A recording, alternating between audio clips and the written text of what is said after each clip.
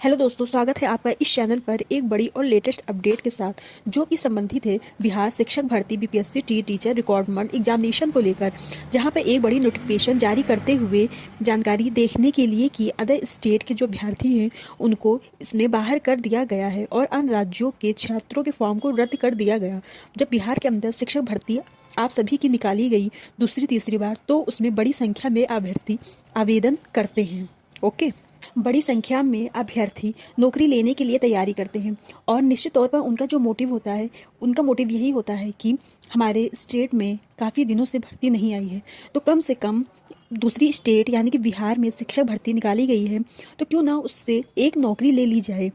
Okay, क्योंकि काफ़ी time से ऐसा हो रहा है कि हमारे यहाँ हमारे स्टेट में यूपी हो या यानी और भी स्टेट हो, वहाँ पर काफ़ी दिनों से शिक्षक भर्ती नहीं निकाली गई और काफ़ी बीएड बीटीसी वाले सारे सुपर टेट सीटेट सब कुछ क्वालिफाई करके बैठे हुए हैं। तो उन लोगों सोचते हैं कि अगर हमारे स्टेट में नहीं निकाला गया, तो अगर किसी और स्टेट में निकाला गया तो क्यों ना हम एक नौकरी ले लें, जिससे कि जो हम खाली बैठे हैं उससे हमारी एक भर्ती निश्चित हो जाए। ओके, कहने का मतलब ये है कि जो अभ्यर्थी हैं वो क्या वहाँ के नियम और कानून को ध्यान में रखते हैं? क्या वे सभी अभ्यर्थी इसकी योग्यता के बारे में डिटेल में जानकारी रखते हैं? इसका मतलब है नहीं, क्योंकि कई प्लेटफॉर्म के माध्यम से अलग अलग जानकारियाँ प्रसारित की जाती है। और अगर आप पहली भर्ती से लेकर तीसरी भर्ती तक मेरे वीडियोज़ में देखेंगे तो मैं एक सवाल में कई बार आपको समझाने की कोशिश की है, लेकिन अभ्यर्थी के समझ नहीं लगा।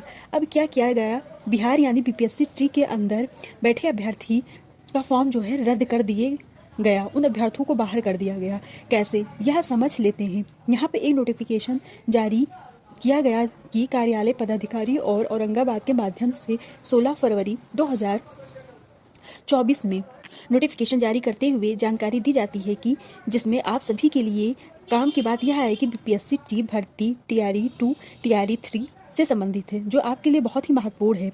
अगर आप अदर स्टेट से आते हैं तो ठीक है, क्योंकि कई बार जो महिला अभ्यर्थी होती हैं वो इस प्रकार की बहस करती हुई दिखाई देती हैं कि सर, जो बिहार की महिला जनरल हैं उनके लिए 82 नंबर चाहिए, तो हम भी तो महिला हैं, हमें भी तो 82 में पास होना चाहिए। और ऊपर से कहते हैं, बात यह होती है कि कुछ छपरी लोगों में के माध्यम से ऐसे वीडियोस बना देते हैं कि सपोर्ट कर दिया जाता है कि जो बाहर की महिला हैं 82 नंबर पे पास हैं, क्योंकि ये दूसरी तरीके से बात जो है ये गलत है।